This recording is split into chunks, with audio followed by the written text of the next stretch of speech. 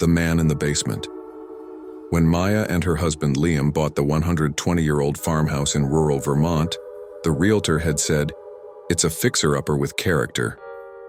What she hadn't said was that the house had a secret. The first sign came during their second week there. Every night at exactly 3:17 a.m., Maya would hear footsteps in the basement, heavy, deliberate pacing back and forth. Liam never heard them. He said she was dreaming, but Maya knew she wasn't. She started recording the sounds with her phone. The next morning, she played the audio for Liam. Nothing. The audio was completely silent. Frustrated, she stayed up one night staring at the clock. At 3:16, silence. At 3:17, she heard it again. Thud, thud, thud. Slow, dragging footsteps. She crept downstairs, her heart pounding, and opened the basement door. There was only darkness and then whispers. Faint, cold, angry. "She sees me now." The door slammed shut behind her. She screamed and fumbled for the knob, but it wouldn't turn. When she finally forced it open, the lights came on by themselves. The basement was empty, or so she thought. 2 days later, Maya found a photograph behind a loose brick in the fireplace. It was old and sepia-toned, maybe from the 1930s.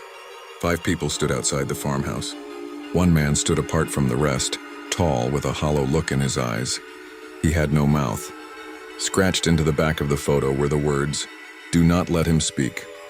That night, Liam sleepwalked to the basement door and started whispering in a voice that wasn't his. Maya shook him awake. He stared at her blankly and said, "He says you listen better than the last one." She started researching. The house had once belonged to a man named Ezra Coyle, a spiritualist who claimed he could contain voices. He was committed in 1934 after burying his own family alive beneath the house. The case file said he believed a mouthless man would escape if anyone ever spoke to him. The next night, Maya dreamed of the basement. A man stood in the corner, no mouth, bleeding eyes. He held out his hand and opened it. Inside was a tongue, her tongue. Maya tried to leave, bags packed. She ran to the front door, but it wouldn't open. None of them did. The windows wouldn't shatter. The lights began to flicker, then burst, and the clocks all stopped at 3:17. From below, the footsteps began again, thud, thud, thud. Then she heard her own voice whispering from the basement, "Let me speak."